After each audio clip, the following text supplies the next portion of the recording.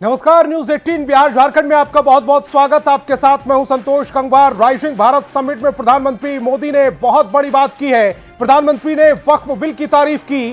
वक्फ भूमाफिया को खुश करने का जरिया था। प्रधानमंत्री ने कहा कि अब न्याय के रास्ते खोले गए हैं। वक्फ से गरीब मुसलमानों को फायदा होगा। वक्फ कानून से गरीब मुसलमानों की रक्षा होगी। सामाजिक न्याय के लिए बड़े कदम उठाए गए। वक्फ संशोधन विधेयक कानून बना। विपक्ष पर तुष्टीकरण की राजनीति का प्रधानमंत्री ने आरोप भी लगाया। गरीब और पसमानदा मुसलमानों की उपेक्षा की भी बात प्रधानमंत्री ने राइजिंग भारत समिट के मंच से की है। राइजिंग भारत समिट में प्रधानमंत्री मोदी ने कई महत्वपूर्ण बातें की हैं। प्रधानमंत्री ने वक्फ बिल की तारीफ की है। वक्फ भूमाफियाओं को खुश करने का जरिया था। प्रधानमंत्री ने कहा कि अब न्याय के रास्ते खोले गए हैं। वक्फ से गरीब मुसलमानों को फायदा होगा। प्रधानमंत्री ने यह भी कहा है कि वक्फ कानून से गरीब मुसलमानों की रक्षा होगी। सामाजिक न्याय के लिए बड़े कदम उठाए गए। वक्फ संशोधन विधेयक कानून बना है। विपक्ष पर प्रधानमंत्री नरेंद्र मोदी ने तुष्टीकरण की राजनीति का आरोप भी लगाया। गरीब और पसमानदा मुसलमानों की उपेक्षा की भी बात की।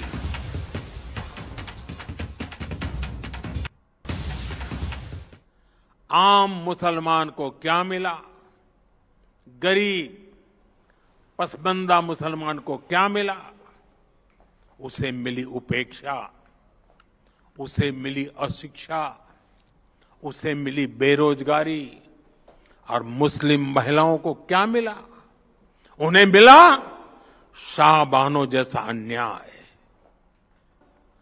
साथियों, मैं देश की संसद को सर्व समाज के हित में, मुस्लिम समाज के हित में एक शानदार कानून बनाने के लिए बधाई देता हूं।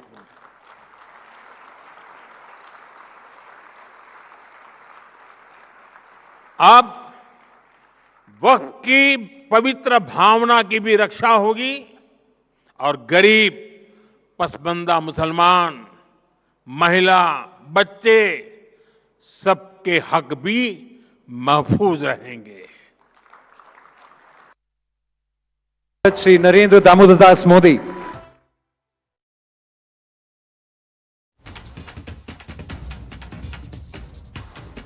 तो प्रधानमंत्री नरेंद्र मोदी ने वक्फ कानून बिल की तारीफ की है। तुष्टीकरण की राजनीति से आम मुसलमानों को क्या मिला, प्रधानमंत्री ने पूछा। तुष्टीकरण भारत की मूल अवधारणा के खिलाफ है। प्रधानमंत्री ने कहा कि वक्फ कानून से गरीब मुसलमानों की रक्षा होगी। साथ ही साथ प्रधानमंत्री ने कहा है कि वक्फ पर बहस की जड़ से में तुष्टीकरण की राजनीति है और उन्होंने विपक्ष पर भी निशाना साधा। वक्फ कानून में संशोधन का बिल पास हुआ, यानी सामाजिक न्याय के लिए एक और बड़ा और ठोस कदम लिया गया। ये जो वक्फ से जुड़ी डिबेट है, इसके मूल में तुष्टीकरण की राजनीति है, पॉलिटिक्स ऑफ अपीजमेंट है। ये तुष्टीकरण की राजनीति कोई नई नहीं है। इसका बीज हमारे स्वतंत्रता संग्राम के समय ही बो दिया गया था। अब सोचिए, भारत से पहले, भारत के साथ साथ और हमारे बाद दुनिया में कई देश आजाद हुए, लेकिन कितने देश ऐसे हैं जिनकी आजादी की शर्त विभाजन थी? कितने देश हैं जो आजादी के साथ ही टूट गए? भारत के साथ ही ऐसा क्यों हुआ? क्योंकि उस समय राष्ट्र के हित से ऊपर सत्ता का मोह रख दिया गया। अलग देश का विचार सामान्य मुस्लिम परिवारों का नहीं था, बल्कि कुछ कट्टरपंथियों का था, जिसको कांग्रेस के कुछ नेताओं ने खाद पानी दिया ताकि वे सत्ता के अकेले दावेदार बन सके।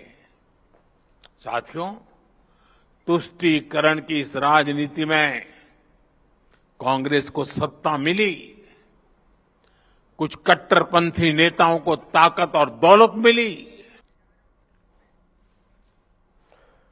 और एजाज अहमद आरजेडी के प्रवक्ता हमें ज्वाइन कर रहे हैं। एजाज जी, प्रधानमंत्री नरेंद्र मोदी ने वक्फ पर बात की है। उन्होंने कहा है कि जो आम मुसलमान था वो कभी भी जो पार्टीशन हुआ यानी कि विभाजन हुआ उसके पक्ष में नहीं था, उसको खाद पानी दिया गया। और कांग्रेस के कुछ ऐसे नेता जो सत्ता को चाहते थे, सत्ता पाना चाहते थे, उनकी ओर से खाद पानी दिया गया।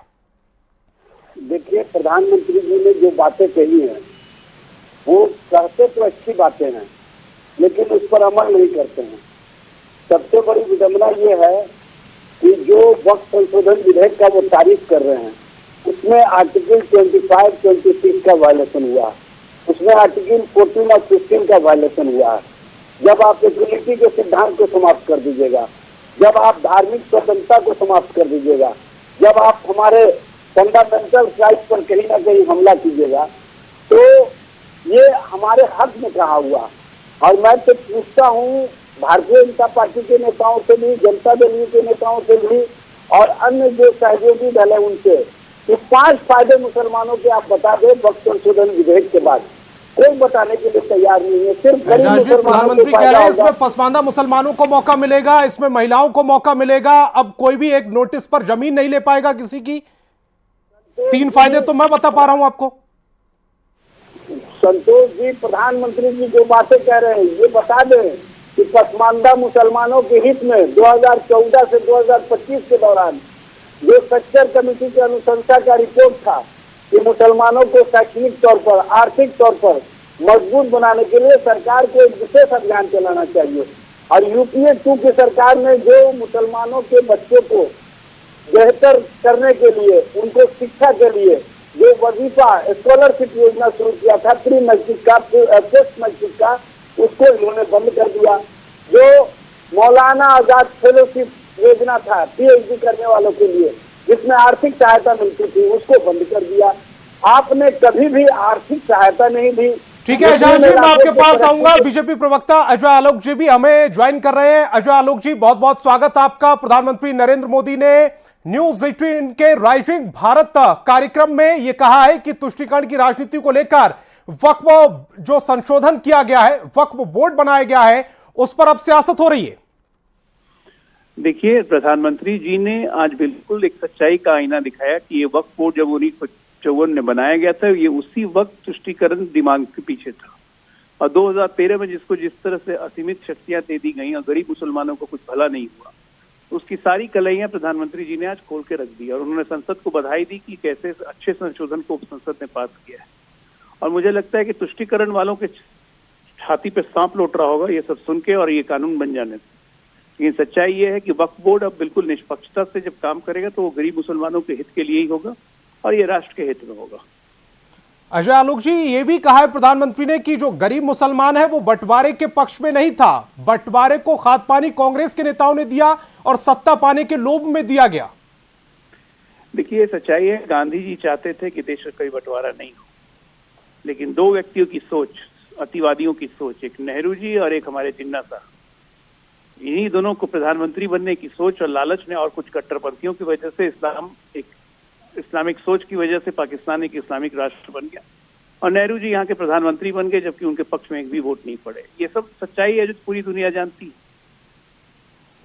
अजय आलोक जी, प्रधानमंत्री ये भी कह रहे हैं कि तुष्टीकरण की राजनीति इसलिए हो रही है क्योंकि वक्फ को अब बदनाम करने की कोशिश की जा रही है, क्योंकि पसमानदा मुसलमानों का हित चाहती है सरकार, उनको वक्फ बोर्ड में जगह मिल पाए इसकी कोशिशें की गई है, महिलाओं को उनकी भागीदारी दी जाए इसकी कोशिश की गई है, और इसी को लेकर अब तुष्टीकरण की राजनीति हो रही है। देखिए, पसमानदा हो गए, गरखानी हो गए, वोहरा हो गए, किसी को वक्फ बोर्ड में जगह नहीं मिली और महिलाओं को अब अनिवार्य कर दिया गया है। तो निश्चित तौर पे जब सबको सब जगह मिलेगी तो निश्चित तौर पे सबका भला होगा। लेकिन इस पूरे वक्त को 250 से 300 कतिपय मुसलमान नेताओं ने इसको बिल्कुल अपने फंदे में जकड़ रखा था। लाखों लाख एकड़, हजारों एकड़ जमीन वक्त की हथिया के ये लोग बैठे हुए हैं, अपना मॉल और दुकान चला रहे हैं, 5 स्टार होटल चला रहे हैं। वो सब रेगुलेट होगा, उसके पैसे से गरीब मुसलमानों को भला होगा। अजय आलोक जी, साथ ही साथ प्रधानमंत्री ने यह भी कहा है कि तुष्टीकरण भारत की मूल अवधारणा के खिलाफ है, जिसका इस्तेमाल आमतौर पर हथियार के तौर पर विपक्ष करता रहता है। देखिए, भारत की जो सामाजिक चेतना है और भारत की जो सोशल फैब्रिक है उसके मूल आधार पे तुष्टीकरण बिल्कुल खिलाफ है। तुष्टीकरण हम कर ही नहीं सकते किसी का, लेकिन लगातार पिछले 75 वर्षों में और आज भी ये तुष्टीकरण का नंगा खेल चलते रहता है और खुलेआम लोग कर रहे हैं, खुलेआम तुष्टीकरण हो रहा है और इसके खिलाफ अब भारत में एक चेतना जगनी चाहिए, आम मुसलमानों में चेतना जगनी चाहिए। वो मुसलमान जो वक्त का समर्थन कर रहे हैं, क्या उन्हें अपने समाज के गरीब मुसलमानों का, बच्चों का, बेवाओं का उनकी चिंता नहीं है? उनकी चिंता क्यों नहीं की गई आज तक? तो अब ये चेतना जगाने का समय है और चेतना तो जगी। अजय आलोक जी, विपक्ष ये सवाल पूछ रहा है कि वक्फ संशोधन बिल से मुसलमानों को कौन से 5 फायदे होने वाले हैं? सबसे पहला फायदा गरीब मुसलमानों को होने जा रहा है कि वक्फ की सारी संपत्तियां रेगुलेट हो जाएंगी। ये सारी संपत्तियों से जो कमाई होगी उससे गरीब मुसलमानों के लिए स्कूल बनेंगे, कॉलेजेस बनेंगे, हॉस्पिटल बनेंगे। बेवाओं के लिए उनको स्किल ट्रेनिंग करवा के उनके नौकरी की व्यवस्था की जाएगी। कितने सारे काम है जो कर सकते हैं। वक्फ का मतलब क्या? खाली वक्फ की जमीन को लीज पे लेके उसमें होटल बनवा के अपनी पैसे की कमाई करना? वक्फ एक अल्लाह की दी हुई चीज है, ये नेमत का काम होता है। तभी लोग वक्फ करते थे। वक्फ का पूरा मतलब ही बदल दिया इन लोगों ने, चंद लोगों ने मिलकर। अजय आलोक जी, आप हमारे साथ जुड़े, आपका बहुत बहुत शुक्रिया। एजाज अहमद लगातार हमारे साथ बने हुए हैं, आरजेडी प्रवक्ता हैं। एजाज जी, अजय आलोक जी को आप सुन रहे थे, उन्होंने 5 फायदे भी बता दिए और साथ ही साथ प्रधानमंत्री नरेंद्र मोदी ये कह रहा है कि विपक्ष लगातार तुष्टीकरण की राजनीति के तहत मुसलमानों को भड़काने की कोशिश कर रहा है। देखिए, प्रधानमंत्री जी जो भाषा बोलते हैं, सबसे पहले मैं पूछना चाहता हूं कि अगर मुसलमानों को हक और अधिकार मिलता है, उनके अपलिफ्टिंग के लिए सरकार के स्तर पर कोई कार्य किए जाते हैं, तो उसको ये तुष्टीकरण कहते हैं। क्या हक और अधिकार भी नहीं मिलना चाहिए? क्या सब कुछ छीन लेना चाहते हैं प्रधानमंत्री जी? मैं पूछना चाहता हूं, प्रधानमंत्री जी ने स्वयं कहा था कपड़े देख करके पहचानो, और क्या कहा था? घुसपैठ किए, मंगलसूत्र छीन लेंगे, और क्या कहा था? जमीन कब्जा करने वाले, बच्चे ज्यादा पैदा करने वाले, किस मुजरा करने वाले, किस भाषा का इस्तेमाल किए थे? एक प्रधानमंत्री चुनाव के समय मर्यादाहीन भाषा बोल करके मुसलमानों के साथ जो इन्होंने राजनीति किया है, ये स्पष्ट रूप से दिखता है। और ये 5 फायदे कहाँ गिनाए?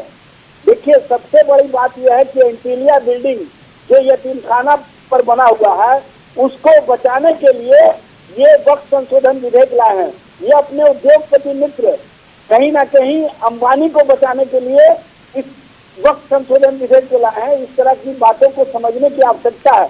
क्या इसमें पसमानदा मुसलमानों को भागीदारी मिल रही है, ये अच्छी बात नहीं है? क्या इसमें महिलाओं को भागीदारी मिल रही है, ये अच्छी बात नहीं है? क्या इसमें अब जो आम मुसलमान है उसकी भागीदारी होगी बोर्ड में, क्या ये अच्छी बात नहीं है? क्या एक नोटिस पर जो जमीन ले ली जाती थी वैसा नहीं हो पाएगा, ये अच्छी बात नहीं है? कहाँ खामी नजर आ रही है आपको? संतोष जी, दिग्भ्रमित मत कीजिए। आर्टिकल 26 का वायलेशन करके, 25 का वायलेशन करके, 14 और 15 का वायलेशन करके आपने वक्फ संशोधन विधेयक ला करके कौन सा राजनीति किया है? आर्टिकल 25, 26 क्या कहता है एजाज जी? कैसे वायलेशन हुआ उसका? हमारे आबोबाजदान में अल्लाह के नाम से वक्फ किया है, उसमें आपने गैर मुस्लिम को रख करके कौन सा नजीर प्रस्तुत किया है? क्या आप राम मंदिर ट्रस्ट में मुसलमानों को रखेंगे? क्या आप अन्य जो धार्मिक ट्रस्ट है उसमें मुसलमानों को रखेंगे? स्पष्ट कीजिए। इक्वलिटी के सिद्धांत का आप वायलेशन कर रहे हैं। आप किस तरह की राजनीति कर रहे हैं? किस तरह का सोच आप डेवलप कर रहे हैं देश में? ये समझने की आवश्यकता है। मुसलमानों तक जो मुसलमानों के द्वारा दिए गए वोट था, उसमें कितने पसमानदा मुसलमान थे? संतोष जी, हमारे धार्मिक मामले हैं और आप प्रैक्टिसिंग मुसलमान कमाल कर रहे हैं आप। हमसे लेंगे। एजाज जी, आप कमाल की बात कर रहे हैं। आप बताएं ना कि पसमानदा मुसलमान कितने हुआ करते थे वक्फ बोर्ड में? है कि नहीं है, इसका सर्टिफिकेट आप लेंगे। देश की में 18% मुस्लिम है, उनमें से 14% पसमानदा मुसलमान है, यानी कि मुसलमानों की संख्या का 80% पसमानदा मुसलमान है और उनकी भागीदारी ही वक्फ बोर्ड में नहीं थी। संतोष जी, मेरा जवाब दीजिए। आप सनातन है, हिंदू है, उसका सर्टिफिकेट मैं दूंगा क्या? जो प्रधानमंत्री ने इसमें क्लॉज लगाया है प्रैक्टिसिंग मुसलमान का, ये सर्टिफिकेट मांगेंगे हमसे कि हम मुसलमान हैं कि नहीं है? किस तरह का आप कानून ला करके कहीं ना कहीं पूरे समाज को, पूरे समाज के साथ साथ पूरे देश के अंदर मुसलमानों का जो धार्मिक आजादी है, धार्मिक स्वतंत्रता, उसको यही तो प्रधानमंत्री कह रहे हैं कि तुष्टीकरण की राजनीति इसी को तो कहते हैं। किस मुसलमान से वक्फ संशोधन बिल के तहत उनसे कागजात मांगे जा रहे हैं कि आप मुसलमान हैं या नहीं? आप समाज को बांटने का काम कीजिएगा, आप भाईचारे को समाप्त कीजिएगा, जो भारत अनेकता में एकता का मिसाल रहा उसको कमजोर कीजिएगा, इक्वालिटी के सिद्धांत को समाप्त कीजिएगा। आप एजाज जी, मेरा सवाल को जरा गौर से सुनिएगा। इस बिल में ऐसा कहा और किस पेज पर और किस आर्टिकल में लिखा गया है कि मुसलमानों से उनके मुसलमान होने के कागजात मांगे जाएंगे? अरे भाई, प्रैक्टिसिंग उसमें लिखा हुआ, प्रैक्टिसिंग सर्टिफिकेट की आवश्यकता पड़ेगी। 5 साल उनको मुसलमान होना होगा, तभी वो अपनी संपत्ति को वक्फ कर सकते हैं। सुन लीजिए, आप नहीं पढ़े हैं तो पढ़ लीजिए। मैं पढ़ के बैठा हूं सर, मैं पढ़ के बैठा हूं, इसीलिए मैंने आपसे पूछा था ना कि पसमानदा मुसलमानों की इससे पहले वक्फ बोर्ड में कितनी परसेंटेज थी, कितने सदस्यों को रखा गया था? 22 सदस्य होते थे वक्फ बोर्ड में, कितने पसमानदा मुसलमान थे उसमें, कितनी महिलाएं थी? आप प्रैक्टिसिंग मुसलमान का सर्टिफिकेट आप लीजिएगा संतोष जी, या प्रधानमंत्री नरेंद्र मोदी लेंगे कि हम मुसलमान है कि नहीं है, 5 साल से हम मुसलमान है कि नहीं है। ये सीसीटीवी कैमरा लगा करके देखेंगे क्या कि हम नमाज पढ़ रहे हैं कि नहीं, रोजा रख रहे हैं कि नहीं, हम इबादत कर रहे हैं कि नहीं? किस तरह का आपने कानून लाया, किस तरह का क्लॉज लाया। और सबसे बड़ी बात यह है कि जो वक्त यूजर है उसको आपने समाप्त कर दिया है। आप जब चाहेंगे, जैसे चाहेंगे, अपने लोगों के माध्यम से उस वक्त संपत्ति को अपने हिसाब से नीलाम कर देंगे।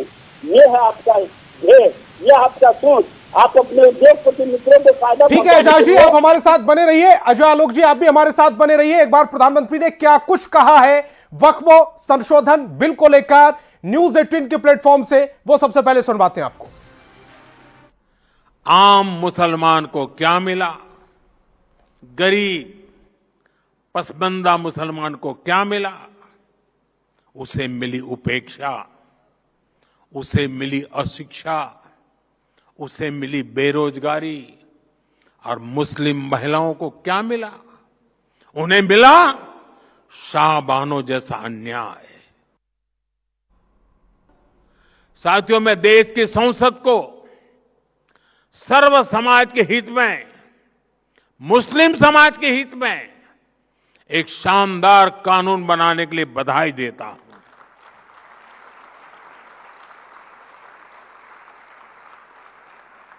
अब वक्फ की पवित्र भावना की भी रक्षा होगी और गरीब पसमानदा मुसलमान, महिला, बच्चे, सबके हक भी महफूज रहेंगे। वक्फ कानून में संशोधन का बिल पास हुआ, यानी सामाजिक न्याय के लिए एक और बड़ा और ठोस कदम लिया गया। तो प्रधानमंत्री नरेंद्र मोदी ने वक्फ बिल की तारीफ की है। प्रधानमंत्री नरेंद्र मोदी ने यह सवाल पूछा कि आम मुसलमान के लिए क्या मिला था। वक्फ भूमाफियाओं को खुश करने के लिए था। प्रधानमंत्री ने वक्फ बिल की तारीफ की है। और एजाज अहमद लगातार हमारे साथ जुड़े हुए हैं। एजाज अहमद जी से दोबारा से संपर्क करने की कोशिश करेंगे। वक्फ से गरीब मुसलमानों को फायदा हुआ है, यह प्रधानमंत्री ने कहा है। साथ ही साथ प्रधानमंत्री ने यह भी कहा कि वक्फ कानून से गरीब मुसलमानों की रक्षा होगी। न्यूज 18 के खास कार्यक्रम राइजिंग भारत में प्रधानमंत्री मोदी ने कांग्रेस पर तुष्टीकरण की राजनीति का आरोप लगाते हुए बिहार में सियासी प्रक्रिया का दौर तेज हो गया है, यह उन्होंने कहा। आरजेडी प्रवक्ता ऋषि मिश्रा ने कांग्रेस का बचाव किया।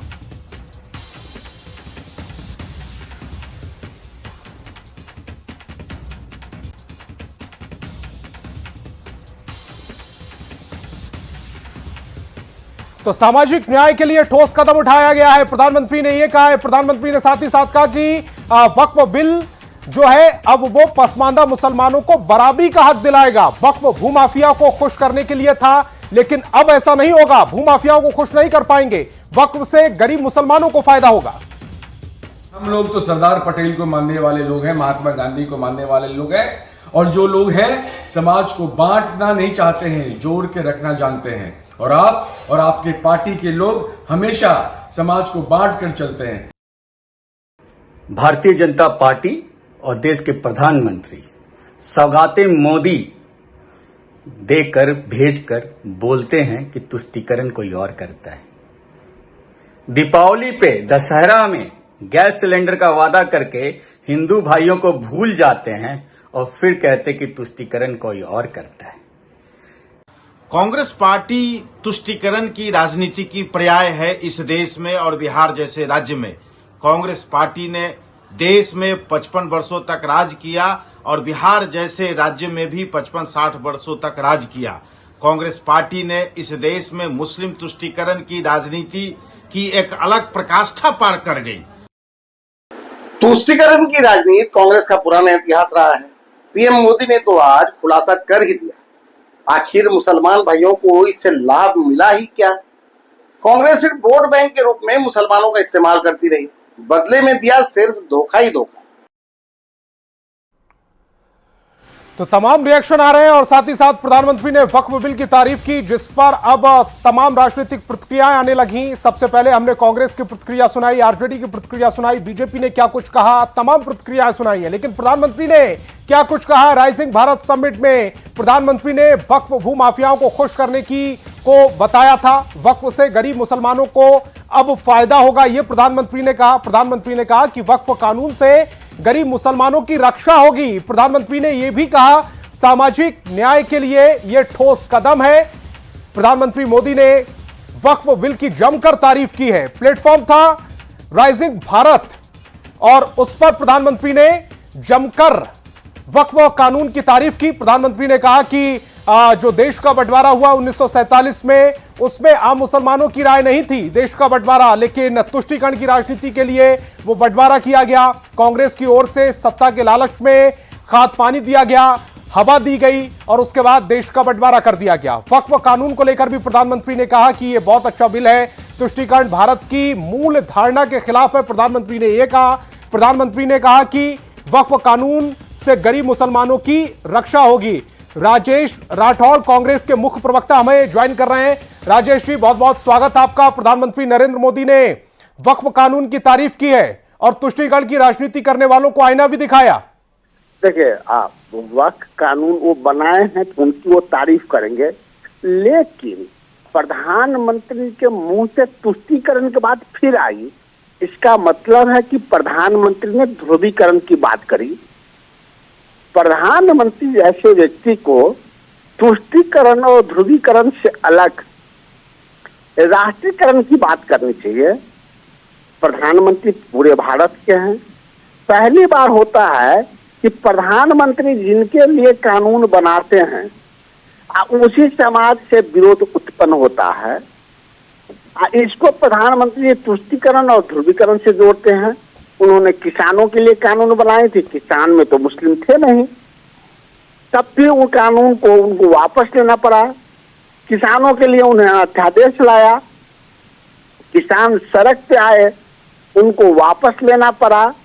तो प्रधानमंत्री जी को ध्रुवीकरण से अलग हटकर राष्ट्रीयकरण के लिए बेहतर कानून बनाए, जिस समाज के लिए। प्रधानमंत्री का कहना यह है कि मुसलमानों को भड़काने की कोशिश की जा रही है। ये नहीं कहा उन्होंने कि मुसलमान भड़क रहे हैं। मुसलमान भड़कने वाले, देश के कोई जनता भड़कने वाले नहीं है। देश की जनता को प्रधानमंत्री और अमित शाह जी भड़का रहे हैं। इन लोगों को 15 अब 11-12 साल हो गया, अब एक बार भी बात नहीं करते हैं कि इंटरनेशनल परिप्रेक्ष्य में भारत की स्थिति क्या है। ये एक बार भी बात नहीं करते हैं कि जब रुपया गिरता था तो प्रधानमंत्री के राजेश जी, प्रधानमंत्री ने इसकी भी बात की। उन्होंने कहा कि बहुत जल्द हम तीसरी सबसे बड़ी इकोनॉमी हो जाएंगे, फिलहाल 5वीं सबसे बड़ी इकोनॉमी है। क्या बात करते हैं? जो प्रधानमंत्री यह कहे थे कि रुपया गिरता है तो देश की प्रतिष्ठा गिरती है। जब हम 48 रुपए के बराबर थे, आज 80 पे चले गए, तो क्या आज प्रतिष्ठा नहीं गिरी? इस प्रधानमंत्री का क्या कहना जो अपने बात पे कायम नहीं हो। प्रधानमंत्री ने कहा था भारत इस समय 5वीं सबसे बड़ी इकोनॉमी है। प्रधानमंत्री के आंकड़ों में होगा। प्रधानमंत्री किस प्रकार से पत्रिका के आंकड़े बता रहे हैं प्रधानमंत्री तो नहीं, प्रधानमंत्री किस प्रकार से ट्रंप से बात किए, किस प्रकार से कुर्सी पीछे रख के बात किए। आज प्रधानमंत्री ट्रंप से बात कर रहे थे, प्रधानमंत्री भी इंडिया वापस आए और इंडिया के लोग भी इंडिया वापस आए। हाथों में हथकड़ी, कमर में जंजीर और पैरों में बिरिया के साथ आए। वो प्रधान जबकि नेपाल के जो लोग आए वो खुले आए। तो दुनिया में पहली बार भारत की किरकिरी नरेंद्र मोदी जी के प्रधानमंत्री के नेतृत्व में हो रहा है। राजेश जी, उन्होंने वक्फ बिल की तारीफ की है और वक्फ बिल में कांग्रेस को आपत्ति क्या नजर आ रही है? प्रधानमंत्री जी नोटबंदी की भी तारीफ की थी। नोटबंदी के कहिए 5 फायदे गिना दें। प्रधानमंत्री ने जीएसटी की भी तारीफ की थी, लेकिन जीएसटी आज कहाँ है, लोग परेशान हैं। तो प्रधानमंत्री ने कहे थे कि नोटबंदी के फायदे नहीं होंगे, जिस चौराहे तो बुलाइएगा मैं आऊंगा और जो सजा देना होगा हमें दीजिएगा। प्रधानमंत्री से पूछते हैं कि 5 फायदे नोटबंदी के बता दें। लगभग 9 साल हो गया है, नहीं बता सकते हैं। प्रधानमंत्री जी कहते कि 2 करोड़ नौकरियां हम हर साल देंगे, वो नहीं दे रहे हैं। प्रधानमंत्री ही लाल किला के ठीक है राजेश जी, जेडीयू प्रवक्ता अभिषेक भी हमें ज्वाइन कर रहे हैं। अभिषेक, बहुत बहुत स्वागत आपका। प्रधानमंत्री नरेंद्र मोदी ने आज वक्फ बिल की तारीफ की और साथ ही साथ विपक्ष पर निशाना भी साधा, कहा कि तुष्टीकरण की राजनीति हो रही है बिहार से लेकर पूरे देश में। नहीं, तो बहुत स्वाभाविक सी बात है ना। वक्फ संशोधन बिल पेश होता है, हमारी पार्टी ने भी इसका समर्थन किया है। ये गरीब मुसलमान, जो मजलूम मुसलमान हैं, पासमानदा मुसलमान हैं, उनके हक में है। वक्फ का मूल उद्देश्य क्या है कि जो लोग भी उस समाज में डिप्राइव्ड हैं उन तक लाभ पहुंच सके। लेकिन हो क्या रहा है कि कुछ भूमाफिया हैं, कुछ लोग हैं जिनका कब्जा है। कुल मिलाकर 2 किस्म के लोग इस वक्फ संशोधन बिल से बहुत दुखी हैं। एक, जिन लोगों ने हमेशा मुसलमानों पर राजनीति की है, और दूसरे वो लोग जिन लोगों ने वक्फ की संपत्ति पर अवैध कब्जा जमाया है, उसका अनैतिक लाभ लिया है। तो ऐसे लोगों के पेट में दर्द हो रहा है। प्रधानमंत्री जी ने बहुत बखूबी आपके कार्यक्रम के माध्यम से देश की जनता को संबोधित करते हुए इन सभी मसलों पर अपनी राय को रखा है। हमें लगता है कि फिर से एक बार बेचैनी जो है विपक्ष के खेमे में बढ़ चुकी है। लेकिन प्रधानमंत्री ने एक बहुत महत्वपूर्ण बात की। प्रधानमंत्री ने कहा कि आम मुसलमान जो था वो बंटवारे के पक्ष में नहीं था। उन्होंने 1947 में जो भारत पाकिस्तान बंटवारा हुआ उसको लेकर ये बात कही। उन्होंने कहा कि कुछ लोगों ने सत्ता के लालच में बंटवारे की हवा को खाद पानी दिया। निश्चित रूप से किसी भी धर्म के लोगों की बात करें जो अपने आप को भारतीय मानते हैं और भारतीय होने पर गर्व करते हैं, वो किसी भी कीमत पर किसी भी तरह के विभाजन के पक्ष में किसी भी कालखंड में नहीं हो सकते हैं। ये वैसे ही लोग हैं जिनके लिए राष्ट्र हित से भी सर्वोपरि है अपना निजी हित। वैसे ही लोग इसकी वकालत कर सकते हैं। और प्रधानमंत्री जी ने बखूबी इस रास्ते भी एक बार फिर से पर्दा उजागर किया है कि ऐसे लोगों से देश को सावधान रहने की बहुत जरूरत है।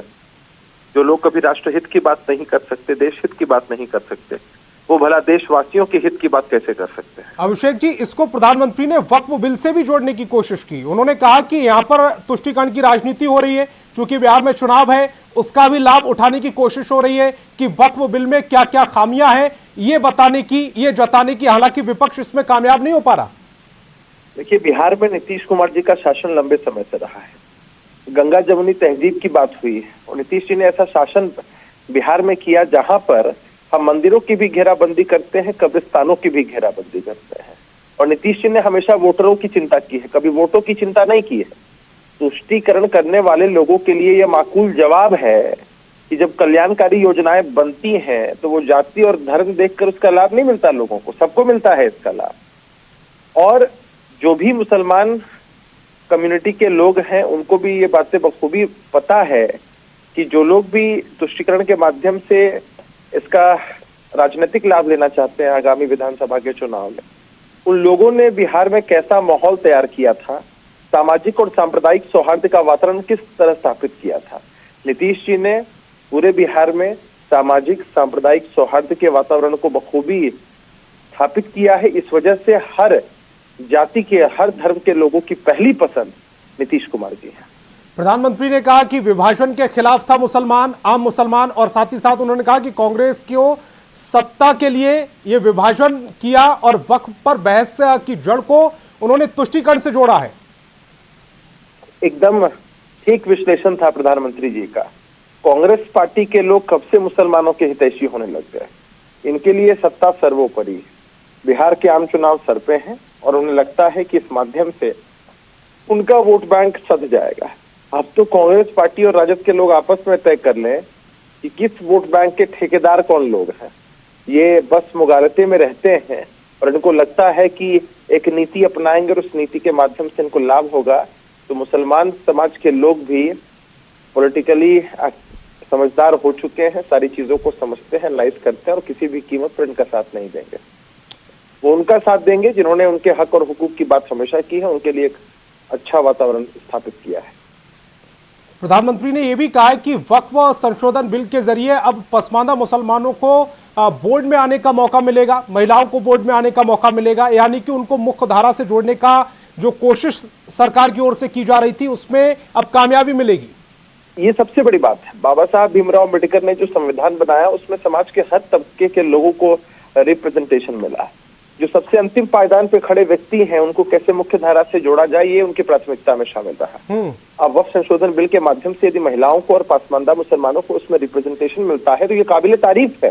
ये एक बड़ा कदम साबित होगा, मील का पत्थर साबित होगा और ये बताने के लिए काफी है कि सरकार हमेशा उन गरीबों, उन मजलूमों के विषय में सोचती है जिनके विषय में कोई और नहीं सोचता है।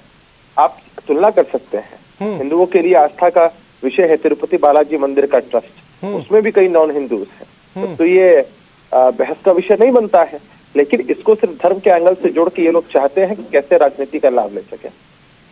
अभिषेक जी, इस देश में 18% मुस्लिमों की आबादी है जिसमें से 14% पसमानदा मुसलमान हैं।